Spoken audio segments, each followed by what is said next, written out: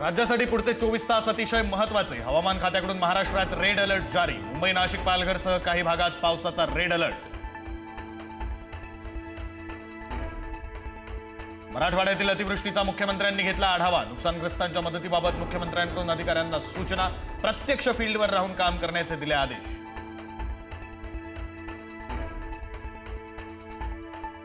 संभाजीनगर जिल्ह्याला पावसाचा फटका. हर्सुल तलाव ओव्हरफ्लो झाल्यानं खाम नदीला पूर. मुकुंदनगर भागात नागरिकांच्या घरात शिरलं पाणी. रस्त्यावर मोसंबी फेकून व्यक्त केला संताप.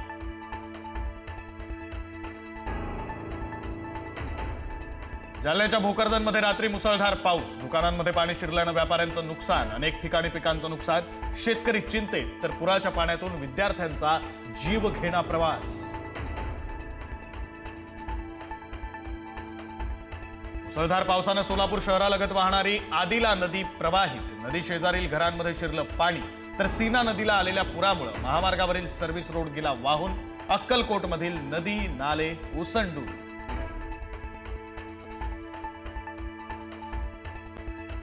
बीड जिल्ह्यात गेल्या 2 दिवसांपासून मुसळधार पाऊस. शेतांमध्ये गुडघाभर पाणी. पीक उद्ध्वस्त. मेहकरी नदीला पूर. पुंडी गाव पाण्याखाली. तर पुराच्या पाण्यात शेतकरी गेला वाहून. धाराशिवमधील अनेक रस्ते अद्यापही पाण्याखाली. अजूनही काही गावांचा संपर्क तुटलेला. तेरणा धरण ओव्हरफ्लो.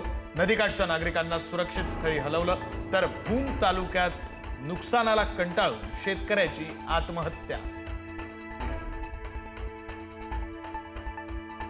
लातूरच्या जळकोट तालुक्यात तिरू नदीला पूर. बेळसावंगीतील ग्रामस्थांचं सुरक्षित स्थळी स्थलांतर. काही नागरिकांचं वाढवणा इथल्या शाळेत स्थलांतर.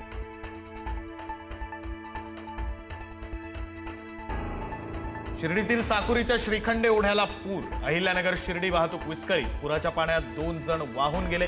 एकाला वाचवण्यात यश, 1 जण बेपत्ता. जामखेडमध्ये अतिवृष्टीमुळे भिंत पडून महिलेचा मृत्यू.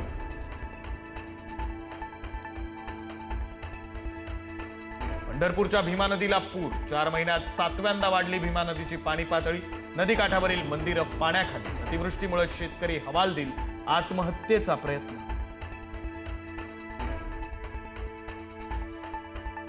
राज्यात सुरू असलेल्या पावसाचा रेल्वेवर परिणाम. नांदगाव रेल्वे स्थानकावरील रेल्वे रुळावर पाणी. मुंबईवरून नांदेड उत्तर भारतात जाणाऱ्या रेल्वे 2 ते 3 तास उशिरा. मनमाड रेल्वे स्थानकावर प्रवाशांची गर्दी.